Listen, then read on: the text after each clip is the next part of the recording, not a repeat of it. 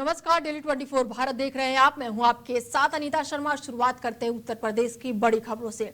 मुख्यमंत्री योगी आदित्यनाथ ने आज लखनऊ में अपने सरकारी आवास पर आयोजित जनता दर्शन कार्यक्रम में अलग अलग जिलों से आए लोगों की समस्याएं सुनी। उन्होंने जनप्रतिनिधियों और अधिकारियों को निर्देश दिए कि जनता की शिकायतों और समस्याओं को तत्काल और स्थायी समाधान सुनिश्चित किया जाए।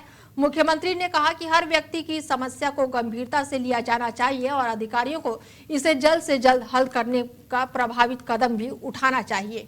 यूपी के सीतापुर में अनुसूचित जाति, जनजाति, पिछड़ा और अल्पसंख्यक शिक्षा महासभा का 2 दिवसीय मंडलीय अधिवेशन आरएमपी पीजी कॉलेज के लोहिया सभागार में हुआ और उद्घाटन में प्रदेश अध्यक्ष छोटेलाल ने दीप प्रज्वलित कर पुष्प अर्पित किया और सांसद राकेश राठौर ने कहा कि शिक्षकों की समाज में भूमिका और चुनौतियों पर चर्चा की और मुख्य प्रवक्ता जो थे हरकेश कुमार गौतम ने नई शिक्षा नीति और छात्र केंद्रीय शिक्षा पर भी जोर दिया। हमारे लखनऊ मंडल में 2 दिन का 28 और 29 नवंबर का ये मंडलीय सम्मेलन चल रहा है, जिसका आज समापन है और इसमें शिक्षा, जो आधुनिक शिक्षा है, उसके विषय में ये किस तरीके से छात्रों के लिए सार्थक हो सकती है, इस विषय पर हम लोगों ने 2 दिन अपने विचार रखे, संगोष्ठी की है और संगठन में इस पर काफी। यूपी के संभल में एक दर्दनाक सड़क हादसा हुआ जिसमें अज्ञात वाहन ने बाइक सवार 3 लोगों को टक्कर मार दी और इस दुर्घटना में एक व्यक्ति की मौके पर ही मौत हो गई जबकि 2 अन्य गंभीर रूप से घायल हो गए। राहगीरों की मदद से घायलों को अस्पताल में भर्ती कराया गया है तो वहीं मृतकों को पुलिस ने शव को कब्जे में किया और उन्हें यूपी के संभल में वंदे मातरम विरोध पर बड़ी प्रतिक्रिया सामने आई है। जिहाद शब्द का अप्रासंगिक बताया गया है और ऐसे में कर्नाटक विवाद पर भी टिप्पणी की गई है। संभल में कल की पीठाधीश्वर आचार्य प्रमोद कृष्णम ने मौलाना महमूद मदनी के हालिया बयान पर प्रतिक्रिया दी है। उन्होंने कहा कि इस्लाम में मां के कदमों में जन्नत बताया गया है, इसीलिए ये सवाल उठता है कि कोई व्यक्ति वंदे मातरम का विरोध कैसे कर सकता है। आचार्य कृष्णम ने पत्रकारों से बातचीत में मौलाना मदनी से अनुरोध किया कि वो जमीयत के सभी पदाधिकारियों के साथ समझाएं और याद दिलाएं कि जमीयत उलेमा हिंद के कार्यक्रमों की शुरुआत हमेशा वंदे मातरम से ही होती रही है। और इसके अलावा उन्होंने जिहाद शब्द पर अपनी राय व्यक्त करते हुए कहा कि उनके अध्ययन और अनुभव के अनुसार वर्तमान समय में जिहाद का कोई भी वास्तविक औचित्य नहीं बचा है और ये शब्द पूरी दुनिया में अप्रासंगिक हो चुका है। मुझे इस्लाम पर कुछ नहीं कहना, लेकिन महमूद मदनी साहब को मैं ये निवेदन करना चाहूँगा कि इस्लाम में माँ के कदमों में जन्नत बताई है, तो जो इस्लाम माँ के कदमों में जन्नत बताता है वो इस्लाम वंदे मातरम का विरोध कैसे कर सकता है। तो मौलाना महमूद मदनी साहब को जमीयत के सारे सिपह सालारों को ये सलाह देनी चाहिए कि जमीयत उलेमा हिंद का श्री गणेश, उनके जलसों का शुभारंभ वंदे मातरम से है। अमेठी के गौरीगंज में समाजवादी पार्टी के कार्यालय में एसआईआर को लेकर एक महत्वपूर्ण प्रेस कॉन्फ्रेंस आयोजित की गई और इस अवसर पर प्रभारी लीलावती कुशवाहा ने एसआईआर के निर्धारित कम समय सीमा पर अपनी चिंता व्यक्त की। उन्होंने बताया कि अब तक केवल 40% फॉर्म ही वितरित या फिर भरे गए हैं। ग्रामीण क्षेत्रों में लोगों की व्यवस्थाओं के कारण ये प्रक्रिया काफी धीमी हो रही है। कुशवाहा ने चेतावनी दी कि यदि समय सीमा में विस्तार नहीं किया गया तो बहुत से मतदाता सूची में शामिल होने से रह जाएंगे। ये एसआईआर फार्म भरवाने को लेकर के जो चुनाव आयोग ने समय दिया, बहुत कम समय दिया।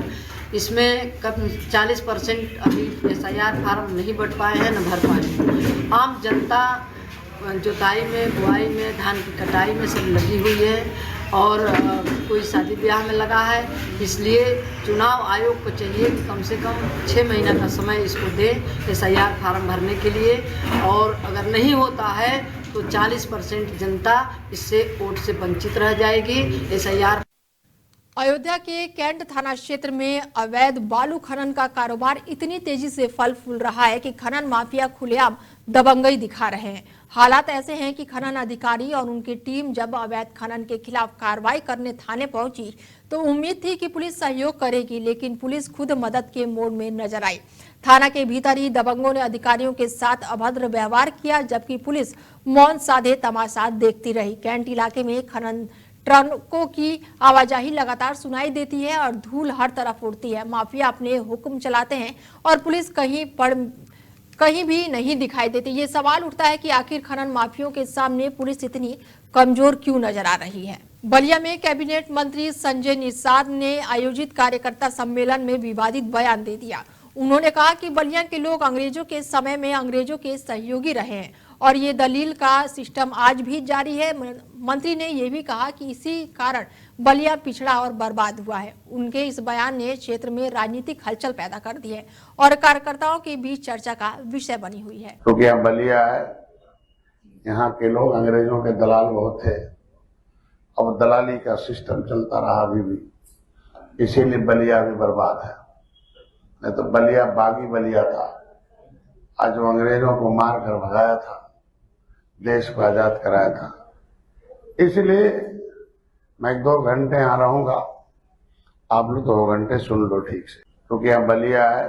बांदा में एक दर्दनाक हादसा हुआ है। घर के बाहर अलाव ताप रहे तेज रफ्तार अनियंत्रित ट्रक ने एक ही परिवार के 3 लोगों को कुचल दिया और इस हादसे में भाभी और ननद की मौके पर ही मौत हो गई, जबकि एक अन्य गंभीर रूप से घायल हो गया। ग्रामीणों की मदद से सभी तीनों को नजदीकी अस्पताल पहुंचाया गया।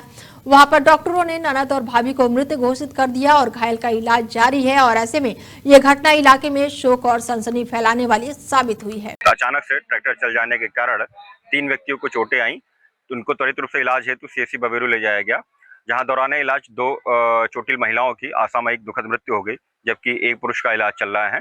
तहरीर प्राप्त होते ही समुचित धाराओं में अभियोग पंजीकृत कर समस्त वैधानिक कार्रवाई अमल में लाई जाएगी। मौके पर शांति व्यवस्था का बिजनौर से एक दुखद खबर सामने आई है, जहां पर आंगनबाड़ी कार्यकर्ता शोभा रानी, जो कि बीएलओ के रूप में काम कर रही थी, अचानक से ही हार्ट अटैक की वजह से अपनी जान गंवा बैठी।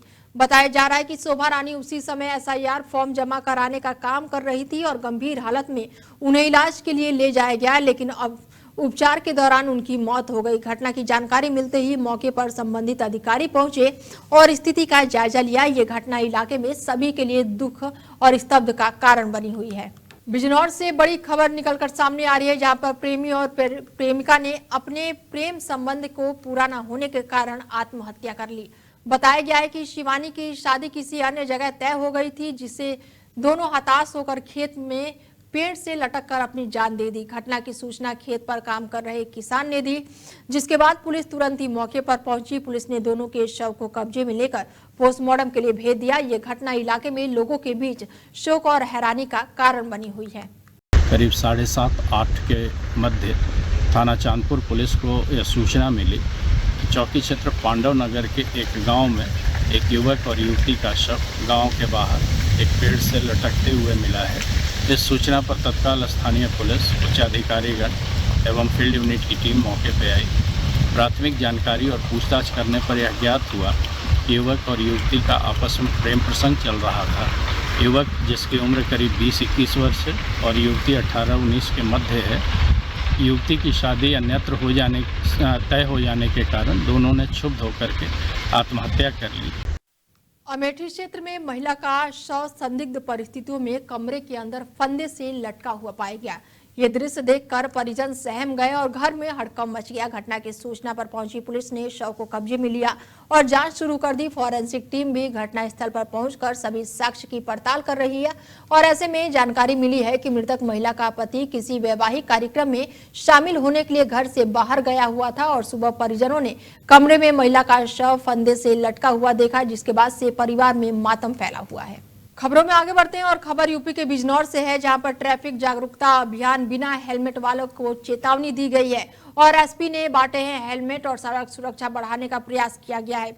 बड़ी जानकारी निकलकर सामने आ रही है। बिजनौर के पुलिस लाइन चौराहे पर ट्रैफिक पुलिस ने यातायात नियमों और सुरक्षा को देखते हुए जागरूकता अभियान चलाया। अभियान के दौरान बिना हेलमेट चल रहे वाहन चालकों को सुरक्षा संदेश दिया गया और नियमों का पालन करने के महत्व को समझाया गया। एसपी सिटी ने खुद वाहन स्वामियों को हेलमेट वितरित किया और सड़क पर सुरक्षित रहने के तरीके भी बताए। यूपी के जालौन में फायरिंग का मामला सामने आया है और इस फायरिंग में एक युवक घायल बताया जा रहा है, जिससे के बाद से उसे कानपुर रेफर कर दिया गया है, जबकि इस मामले में 4 आरोपियों पर केस दर्ज किया गया है। जालौन के उरई कोतवाली क्षेत्र में धर्मशाला के पास एक गंभीर फायरिंग की घटना हुई, जिसमें इलाके में हड़कंप मचा हुआ है। जानकारी के अनुसार कुछ दिन पहले 2 युवक और अन्य कुछ युवकों के बीच विवाद हुआ और इसी विवाद का असर अब सामने आया है, जब अचानक कुछ युवक बाइक पर आए और 2 युवकों पर तमंचा तानकर फायरिंग शुरू कर दी और इस घटना में एक युवक की गोली लगी है और उसकी हालत गंभीर बताई जा रही है। घायल को अस्पताल में भर्ती कराया गया है, तो वहीं पुलिस अब मामले की गंभीरता को देखते हुए जांच पड़ताल में जुट गई है। और खबर यूपी के मुजफ्फरनगर से है, जहां पर दबंगों ने युवक की दुकान पर मारपीट की है और इसके साथ ही बड़ी कार्रवाई अब देखने को मिल रही है।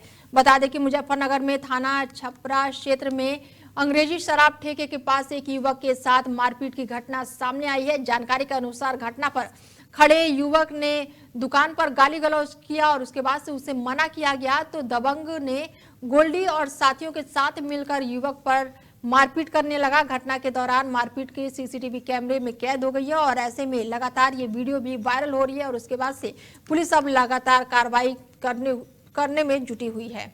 नोएडा में दुनिया का सबसे अनोखे जंगल का उद्घाटन हुआ है, जिसे कबाड़े से बनाया गया है और ये नया नोएडा जंगल ट्रेल पार्क आज सुबह लोकार्पित किया गया और साथ ही ये सेक्टर 94 का बताया जा रहा है, जहां पर माया फ्लाईओवर के पास ये बना हुआ है और ऐसे में इसकी कुल लागत 18.27 एकड़ में ये फैला हुआ है और अगर इसकी कुल लागत की बात की जाए तो 25 करोड़ रुपए की लागत से ये विकसित किया गया है। बड़ी जानकारी आपको दे दें कि जून 2024 में पीपीपी मॉडल के तहत शुरू किया गया था और पार्क में 650 से अधिक पशु पक्षियों की आकृति है, जो पूरी तरह से कबाड़ और लोहे से बनाई गई है और यही इसका मुख्य आकर्षण है। और इसके साथ ही यहाँ पर जिम पर साइकिलिंग है और साथ ही एडवेंचर गेम भी है और जिसका लोग भरपूर आनंद ले सकते हैं। प्रवेश के लिए 120 रुपए शुल्क निर्धारित किए गए हैं, जिसे ऑनलाइन या फिर नगद दोनों तरीके से भुगतान किया जा सकता है। सहारनपुर में महिला का घर में लटका हुआ शव मिला है, तो वहीं परिजनों का ससुराल पर गंभीर आरोप लगाया गया है। बता दें कि वहीं पुलिस अब पूरे मामले की जांच पड़ताल में जुट गई है। सहारनपुर के रामपुर का ये मामला बताया जा रहा है, जहां पर एक शादीशुदा महिला का शव उसके घर में संदिग्ध हालत में लटका हुआ मिला। परिजनों ने आरोप लगाया कि ससुराल वाले उसे परेशान कर रहे थे और शायद मारकर फंदे से लटकाया गया है।